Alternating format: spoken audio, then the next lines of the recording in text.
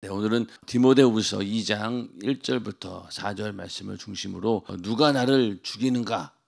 라는 제목으로 그리스도의 좋은 군사 다섯 번째 시간이 되겠습니다. 군사의 자격 가운데 먼저 지피지기면 백전백승이라는 부분이 있는데 그 가운데서도 먼저 누가 나를 죽이는가? 그 부분에 대해서 오늘은 적을 알라라는 그런 제목으로 함께 은혜를 나누고자 합니다. 지피지기면 백전백승이라. 사실은 손자병법에서는 지피지기면 백전불태 이런 얘기죠. 그래서 다 이기는 게 아니라 정말 후퇴하거나 완전히 망하지는 않는다. 적군에게 완전히 전멸당하지는 않는다. 그런 뜻이지만은 이 영적인 싸움에서는요, 이 말이 맞아요. 지피지기면은 백전백승입니다. 우리가 이 악한 마귀의 권세가 아무리 대단하다 할지라도 우리는 무조건 이길 수밖에 없어요. 왜냐하면은 죄를 사전에 짓지 않도록 성령께서 우리를 진리 가운데로 인도해 주시기 때문에 죄를 짓지 않을 수 있는 능력이 어디에서 오느냐? 성령 충만함에 있습니다. 그리고 정말로 어쩔 수 없이 지은 죄에 대해서는 또 우리는 예수의 피의 공로 의지해서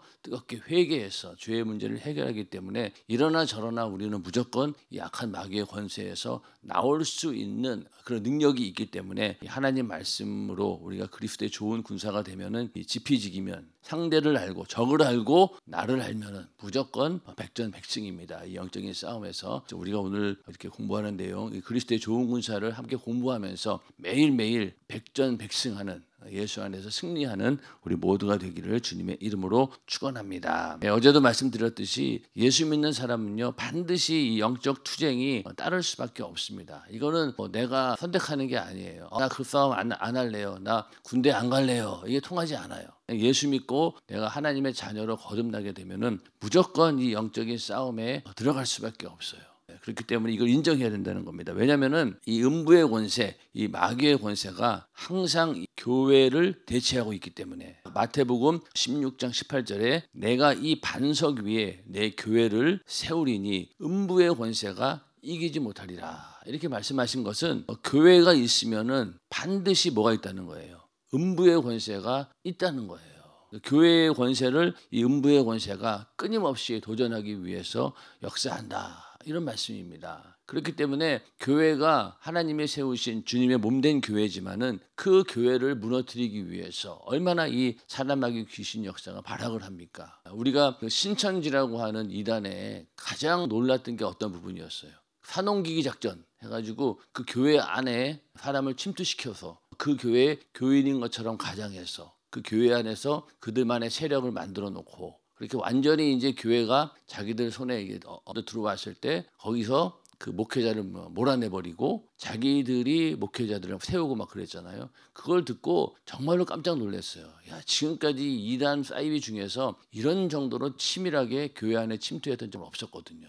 그런데 그때 그걸 보면서 야, 이럴 수도 있구나. 그러면서 우리가 얼마나 많이 놀라고 어째서 이런 일이 그럴 정도로요. 그런 것처럼 이 교회가 있으면 이 음부의 권세는 정말로 기상천외한 방법을 더 동원해서 이렇게 교회의 권세를 도전합니다. 그리고 교회 내에서 성전 안에서 예배 드린다 하더라도 우리들의 각자의 그 육신과 마음과 그 10년 가운데 이 악한 귀신의 역사가 얼마나 많이 들어옵니까? 졸리게 만들고 또 무관심하게 만들고 또 말씀을 들어도 은혜도 못 받게 만들고 아마 눈으로 본다라고 하면 도저히 못 살 거예요. 그 정도로 이 교회가 있지만은 음부의 권세도 만만치 않게 대항한다는 얘기입니다. 그렇기 때문에 일단은 우리가 영적인 전쟁이 있다라고 하는 것을 인정할 수밖에 없는 거예요.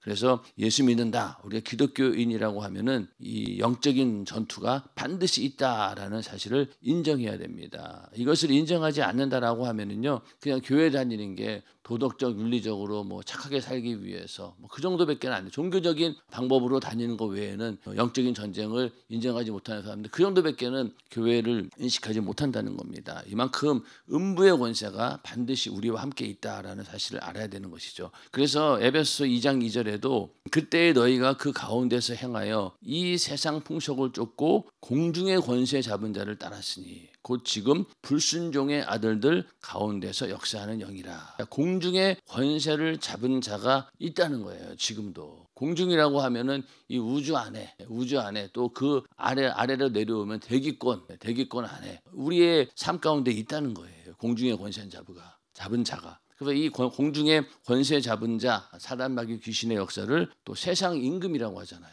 그러니까 세상을 다스릴 수 있다는 거예요. 그리고 예수님을 미혹할 때도 이 세상에 있는 모든 것들은 나에게 주어진 것이다. 내가 맘만 먹으면 너에게 뭐든 줄 수 있다라고 할 정도로 이 공중의 권세 잡은 자가 가지고 있는 권력은 대단한 겁니다. 그렇기 때문에 이 말은 뭐냐? 우리가 살고 있는 지금도 이 공중 권세 잡은 자들이 끝까지 우리와 싸우기 위해서 이렇게 우리를 어떻게든 신앙생활을 무너뜨리고 예수 믿지 못하도록 방해하는, 그 얘기는 결국 우리는 영적 전쟁의 그 한 가운데 있다는 거예요. 그러니 여기서 군사가 되지 않고 살아남을 방법이 없다는 겁니다. 그 전쟁 났을 때 제일 살아남을 확률이 많은 사람이 누구라고 그랬어요? 군인이라고 했잖아요. 우리가 이 영적인 전쟁에서 이기려면은 군사가 되는 방법밖에 없어요. 안 그러고 그냥 가만히 있다가는 그냥 죽습니다. 그렇기 때문에 우리가 반드시 군사가 되어야 된다. 왜? 그럴 수밖에 없는 지금 환경이기 때문에. 자, 그 다음에 요한계시록 12장 17절에 보면은요, 용이 여자에게 분노하여 돌아가서 그 여자의 남은 자손 곧 하나님의 계명을 지키며 예수의 증거를 가진 자들로 더불어 싸우려고 바다 모래 위에 섰더라. 자, 원래 이 사단은 하나님을 찬양하던 천사장이었어요. 하나님과 함께하던 그 천국의 천상에 있었던 거죠. 그런데 거기서 이 반역을 일으켜서 쫓겨나게 됩니다. 그리고 나서 쫓겨난 곳이 이 공중으로 쫓겨난 거예요. 그래서 그나마 공중 권세를 잡고 있었는데 예수님께서 십자가에 달려 죽으시고 부활하시면서 이 공중의 권세가 완전히 무너집니다. 그래서 이때부터는 이 공중의 권세까지도 무너지다 보니까 이제 어디로 내려왔냐면은 바로 이 바다 모래 위에 섰다는 거예요. 근데 여기서 왜 여기에 섰느냐 보면은 그 여자의 남은 자손들 곧 하나님의 계명을 지키며 예수의 증거를 가진 자들로 더불어 싸우려고 바다 모래에 섰더라. 자, 그러면은 지금 이 마귀 역사가 집중적으로 공격을 하는 대상이 누굽니까? 바로 하나님의 계명을 지키는 자들, 또 예수의 증거를 가진 자들, 이들과 싸우려고 이 바다 모래에 섰다는 거예요. 여기까지가 거의 마지노선이에요. 이제 이 다음으로 가면 어디로 가는 거예요? 무적행으로 떨어지는 거예요. 그러니까 이 마귀 역사 입장에서는 여기서 밀리면 끝이다라는 생각을 가지고 아주 그냥 죽을 각오하고, 이제 무적행이 얼마 남지 않았어요. 예수님 오시면은 무적행에 같이 해야 되는데 그 전까지는 어떻게 해요? 한 명이라도 더 끌고 자기와 똑같이 지옥 무적행으로 끌고 가려고 하는 게 이 마귀 목적이거든요. 사실은 마귀가 회개할 수 있다라고 하면 그 짓 안 할 겁니다. 빨리 하나님께 태세 전환을 해서 회개하고 저도 살려주세요 했을 텐데 이 마귀 역사에게는 회개가 없어요. 그렇기 때문에 끝까지 싸워서 한 놈이라도 더 자기와 똑같이 만들어서 끌고 가는 게 마귀 역사가 하는 일인데, 그 타겟이 누구라고요? 계명을 지키고 예수의 증거를 가진 자들, 그들과 더불어 싸우려고 바다 모래 위에 섰다라는 사실을 우리가 분명히 알아야 됩니다. 그렇기 때문에 하나님 말씀대로 살려고 하고 복음을 전하려고 하는 자들은요, 이렇게 마귀 역사가 공격의 대상인 거예요. 그러니까 신앙생활이 어려운 겁니다. 인정하시면 아멘 하시기 바랍니다. 그리고 복음 전하는 일이 얼마나 어렵습니까? 예수를 전하는 일이 쉬운 것 같아도 방해 역사가 엄청나죠. 그렇기 때문에 이걸 우리가 인식하고 예수 믿으면 반드시 이러한 영적인 전쟁, 투쟁이 따르게 되어 있다. 여기서 우리는 이겨낼 수 있는 방법은 내가 군사로 부르심을 받고 또 그 군사의 자격을 갖추어야지만이 이 영적인 전쟁에서 승리할 수 있다라고 우리는 그렇게 만들어져야 된다는 겁니다. 그냥 예수 믿고 나는 그냥 천국 갈래 뭐 이런다고 될 일이 아닌 거예요. 반드시 이 싸움에서 이겨내야 된다는 겁니다. 그래서 이 싸움에서 다 이겨내는 그리스도의 좋은 군사가 되기를 주님의 이름으로 축원합니다. 자, 그러면은 이렇게 누가 나를 죽이는가? 먼저는요, 그 적을 알아야 되겠죠. 적을 알아야 됩니다. 그 악한 원수를 이기기 위해서는요, 그 적의 실체를 파악해야 됩니다. 적을 알아야지 전쟁에서 이길 수 있는 것이죠. 최근에 우리나라의 안보관이 무너졌던 것이 북한을 주적이라고 인정하지 않은 데부터 문제가 됩니다. 제가 그때가 아마 86년도였던 것 같아요. 이제 그때는 대학생들이 학교에서도 군사훈련을 받았지만은 1학년 때도 한 4박 5일인가 3박 4일인가 문무대에 들어가서 군사훈련을 받았어요. 그리고 2학년 때는 전방에 입소해가지고 또 일주일 정도 이렇게 군사훈련을 받았는데, 그때 이제 2학년 때였으니까 전방에 가서 교육을 받고 또 훈련을 받고 마지막 날인 시간이었는데 어떤 한참이 거기서 강연을 하고 이제 안보 또 그 방공 이런 거에 대해서 강연을 하고 있는데 갑자기 어떤 청년이 벌떡 일어나더니 아니 북한 동포가 왜 적입니까? 그는 우리의 사랑하는 동포입니다. 그러면서 그때 막 소리를 막 지르고 막 그랬어요. 그랬더니 그 분위기가 그 당시만 해도 그런 말을 한다는 게 정말로 어려운 일이었거든요. 잡혀갈 일이었어요. 그런데도 그 어떤 대학생은 그 얘기를 하더라고요. 그러니까 사람들이 그때부터 야 그래 북한 사람들도 우리 동포지. 그런데 세월이 지나고 지금 현재 그러한 북한이 주적이 아니다라고 하는 사실이 군대까지 들어와 가지고 군대의 주적이 북한이 아니다. 그러니 어떻게 되겠어요? 그 많은 군인들이 적에 대한 인식이 희미해져 버리고 없어져 버렸으니 이게 안보관이 제대로 쓸 리가 있냐고요. 그래 전쟁 났을 때 도대체 총을 어디다 겨둬야 됩니까? 북한 사람들은 막 내려와서 우리를 죽이려고 하는데 아, 우리 동포야, 우리가 사랑해야 돼 이런다고 하면 어떻게 전쟁이 성립이 되겠냐고요. 그러니까 그런 부분에서 이 적을 모른다, 적에 대한 개념이 상실했다라고 하는 것은요 전쟁에서 질 수밖에 없다는 거예요. 그래서 이 나라의 안보관이 정말로 두렵다, 큰일 났다 이런 얘기들 많이 하지 않습니까? 영적인 전쟁에서도요 이 적을 알아야 되는데 이 적을 모르면은요 속수무책입니다. 이거는 싸움에서 이길 수가 없어요. 그런데 오늘날 많은 기독교인들이 아 그래 뭐 마귀 역사가 어디 있어? 마귀 역사 이미 다 끝났지. 이러면서 내가 하나님의 은혜 안에 있고 하나님께서 나를 지켜주시는데 뭔 걱정이야. 이러면서 적에 대한 개념조차 갖지 않는다라고 하면은 항상 이 영적 생활, 신앙 생활에서 패배할 수밖에 없는 겁니다. 그러나 우리가 경각심을 가지고 적이 분명히 있고 이 적이 나를 끊임없이 대적한다라고 하는 그런 경각심을 가지고 적을 알 때 우리는 전쟁을 이길 수 있는 것이죠. 그 다윗의 이야기가 여기 사무엘서에 나오는데 여기 보면은 이제 다윗이 골리앗 이제 싸우러 나갈 때 사울을 설득하는 그런 장면이죠. 아무리 봐도 이 사울 입장에서는 이 조그마한 이 어린 아이가 골리앗을 어떻게 이기겠어요. 그런데 이제 나름대로 다윗은 이렇게 자기를 변호합니다. 그래서 주의 종이 아비의 양을 지킬 때에 사자나 곰이 와서 양떼에서 새끼를 움키면 내가 따라가서 그것을 치고 그 입에서 새끼를 건져내었고 그것이 일어나 나를 해하고자 하면 내가 그 수염을 잡고 그것을 쳐 죽였었나이다. 자, 이 목동이라고 하는 게 우리나라 사람들은 생각하기를 그냥 아주 푸른 틀이 있고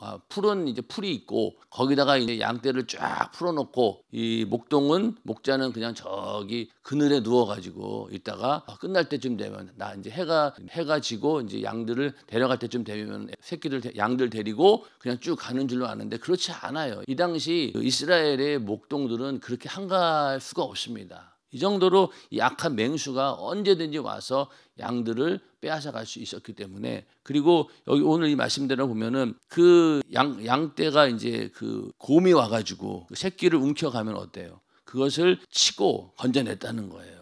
그리고 그놈이 또 해하려고 하면은 수염을 잡고 쳐 죽였다는 겁니다. 또 주의 종이 사자와 곰도 쳤은즉 사시는 하나님의 군대를 모욕한 이 할례 없는 블레셋 사람이리까. 자기는 그런 맨날 이런 싸움을 했기 때문에 이런 싸움에서 나는 익숙하다. 그리고 그 악한 놈이 어떻게 공격하는지 잘 알고 있다. 뭐 그런 얘기가 되겠죠. 그래서 또 가로되 여호와께서 나를 사자의 발톱과 곰의 발톱에서 건져내셨으니 나를 이 블레셋 사람의 손에서도 건져내시리이다. 사울이 다윗에게 이르되 가라 여호와께서 너와 함께 계시기를 원하노라. 그래서 이 곰이 그 양떼를 삼켜가지고 거의 삼키려고 해서 이 목구멍까지 들어가도 거기서 그냥 아가리를 열고 이 양새끼를 꺼냈다는 거예요. 그 정도로 치열한 싸움을 벌이는 직업이 목동인 겁니다. 그러니까 이런 일에 익숙하다 보니 다윗은 당연히 골리앗을 이길 수 있다라고 확신했던 것이죠. 그래서 이 다윗은 적이 누구인지를 분명히 알고 있었다. 양떼를 잡아먹으려고 하는 이 맹수가 적이라는 걸 알고 있었고 그 적을 이길 수 있는 모든 방법들을 이가 목동으로 생활하면서 알고 있었다는 거예요. 이런 것처럼 우리도 적을 알아야 된다는 겁니다. 그래서 이 악한 영은요 우리의 심령 깊숙한 곳까지 뚫고 들어와서 어떻게든 우리를 죽이려고 합니다. 그리고 그 가운데서도 나의 연약한 부분을 찰거머리처럼 파고 들어온다. 항상 우리도 보면은 나의 가장 연약한 부분이 있어요. 거기를 공격을 해요. 다른 데 공격하지 않습니다. 그러니까 왜 뭐 다른 스포츠 경기 같은 격투 경기 같은 거 하면 보면 어때요? 상대가 약점이 딱 보이면은 거기를 집중 공격합니다. 원투도 그렇고 격투기도 그렇고 조금만 틈만 보이고 약점이 보이면 거기를 계속 공격을 합니다. 그냥 질 수밖에 없는 거죠. 그러니까 우리도 항상 나의 연약한 부분이 어딘지를 알고 우리가 잘 이겨내야 되는 거예요. 그래서 이 싸움의 대상을 보지 못하고 알지 못하고 깨닫지 못하면 싸워보지도 못하고 망하는 거예요. 그러니까 우리는 반드시 싸움의 대상을 알아야 되고 또 볼 수 있어야 돼요. 영적인 존재이기 때문에 내가 눈으로는 직접 못 보지만은 그러나 그 움직이는 형태를 보고 아 이게 마귀 역사구나. 귀신의 역사구나라는 것을 우리가 빨리 캐치를 해야 됩니다. 그게 이제 잘 캐치가 되는 게 이제 영감이 있고 분별력이 있다 이렇게 말하는 거죠. 먼저는 분별을 하고 알아야 된다는 거예요. 안 그러면은 싸워보지 못하고 망한다는 거죠. 그래서 영적 생활이 어려운 이유는 이렇게 방해하는 원수가 있는 거예요. 이게 없다라고 하면 우리 신앙생활 잘할 수 있겠죠. 그러니까 졸음, 피곤, 잡념, 무관심, 또 내 안에 있는 자존심 이런 것들 하여튼 그 신앙생활에 방해할 수만 있다면 무엇을 이용해서든지 어떻게든 방해하는 놈이 바로 이 마귀 역사라는 겁니다. 이걸 우리가 알고 있어야 되는 것이죠. 그래서 이렇게 외부에서 막 나를 공격하는 것들 이런 마귀 역사도 이겨내야 되지만은요 더 무서운 거 뭐냐면요 자기에게 총뿌리를 겨눈다는 거예요.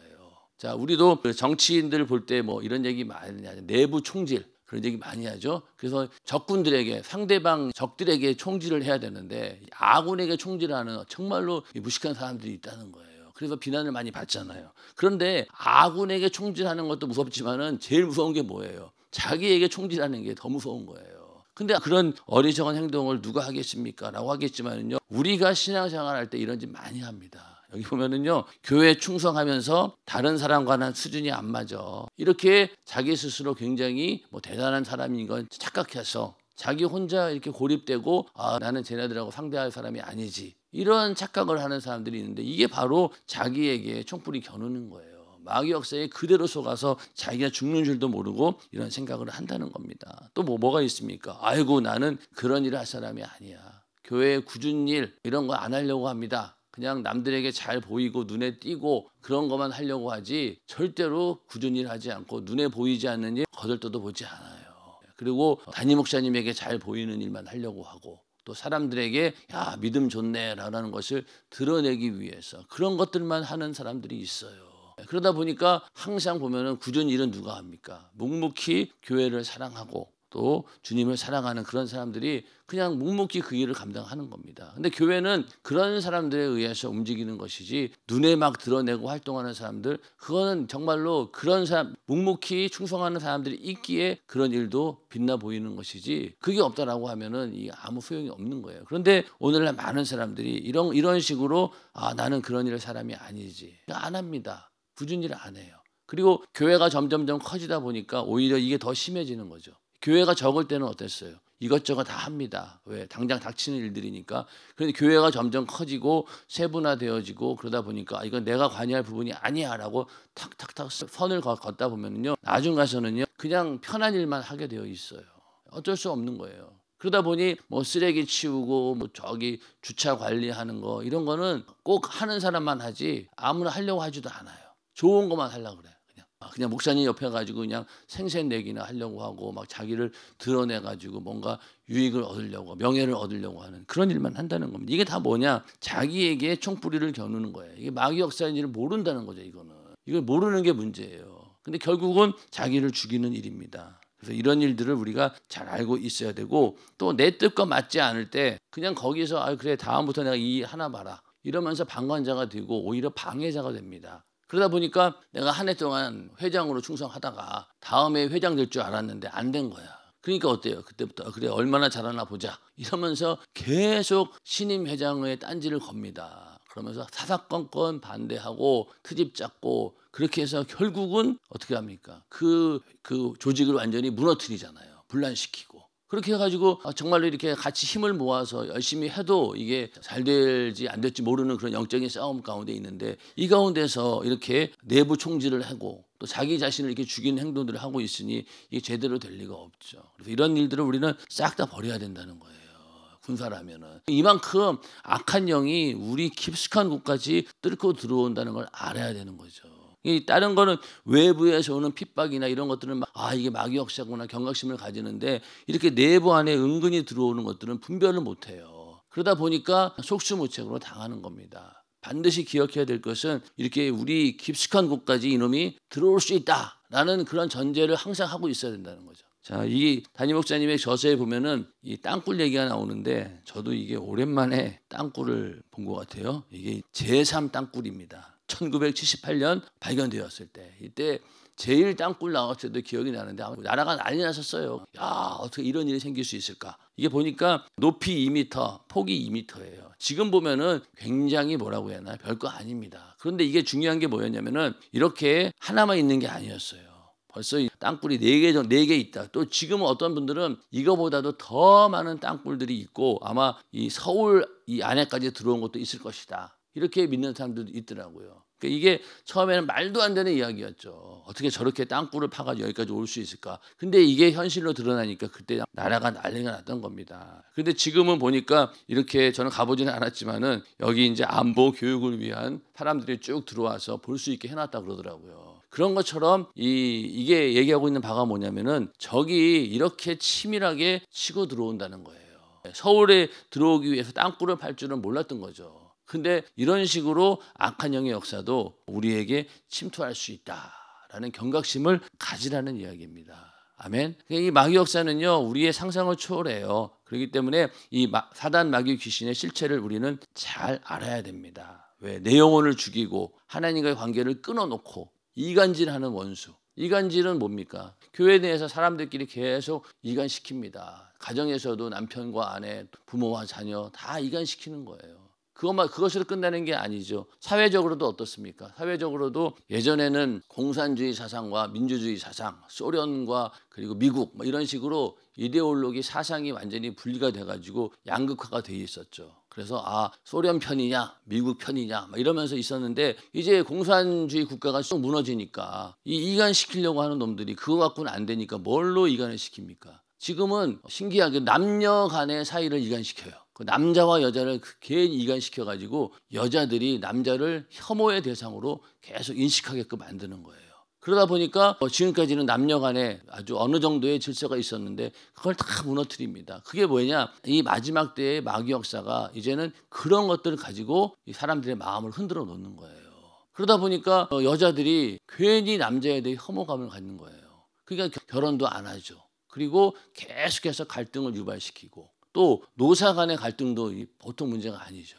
그러니까 계속 들어와서 노사 간에 이간을 시키는 겁니다. 그리고 이제는 성 정체성까지 흔들어 놓자. 내가 남자인가 여자인가 모르겠다라고 하면서 이 젠더의 갈등, 내가 성 정체성이 뭐냐 이것까지도 갈등하게 만드는 거예요. 내 안에서 내가 남자인지 여자인지 그걸 왜 몰라요. 그런데도 자꾸만 이렇게 인식을 시켜서 이간질을 합니다. 그러니 사회가 완전히 분란을 일어나는 거죠. 그러다 계속해서 그런 식으로 갈등을 일으킵니다. 그리고 또 환경보호 이것도 얘네들이 주로 쓰는 이간질하는 타겟이에요. 그러다 보니까 얼마 전에는 어디 신문에 봤더니만 치킨집에 들어가서 막 시위를 하더라고요. 닭을 함부로 학살해서 죽였다라고. 그러니까 우리나라 사람이 닭을 얼마나 많이 먹는데 그게 동물이라고 보호해야 된다고 하니까 참 기가 막히지만은 그런 식으로 젊은 아이들의 생각을 빼앗아 가지고 이 사회와 갈등을 일으키는 거예요. 그러면은 이간질 하려고 하는 세력들 이 민주주의 체제를 무너뜨리려고 하는 사람들은요 이제는 공산주의 이데올로기가 안 되니까 그런 거 가지고 막 미혹을 하는 거예요. 그러다 보니까 사람들은 거기에 속는 거죠. 그런 것처럼 이 마귀 역사도 끊임없이 우리를 이간질합니다. 하나님과 관계 속에서 이걸 이길 수 있는 또 분별할 수 있는 지혜가 있어야 되고 그렇기 때문에 우리는 죄를 짓게 하는 죄의 실체에 관해서 잘 알아야 되는 거죠. 그래서 너희가 죄와 싸우되 아직 피 흘리기까지는 대항치 아니하고 이 얘기는 뭡니까? 죄와 싸울 때 피 흘리기까지 싸우라는 거예요. 그런데 왜 안 싸우냐는 거죠. 이거는 그냥 나 죄 졌어 회개할래 이 정도가 아니라 이것은 네가 죽느냐 사느냐의 문제이기 때문에 피 흘리기까지 대항하라는 겁니다. 아멘. 그러니까 죄를 경홀히 여기지 말고 일단은 죄를 짓지 않으려고 피 흘리기까지 싸워서 일단은 나를 지키라는 겁니다. 그래야지 우리가 이길 수 있는 거죠. 그래서 죄를 이기는 것이 바로 하나님의 아들이 이 땅에 온 이유가 바로 뭐예요? 우리 보고 죄를 이기라는 거 아니에요. 또 우리에게 성령을 보내신 목적도 어디에 있습니까? 네가 죄를 이기라는 거예요. 죄를 이기라는 겁니다. 그래서 이 죄를 이기는 것이 바로 영적 싸움에서 제일로 중요하고, 이 죄의 문제는 다른 게 해결할 수가 없어요. 예수 외에는 해결 방법이 없습니다. 자, 윤리, 도덕, 사회, 법규, 아무리 죄를 찾아낸다 한들 한계가 있잖아요.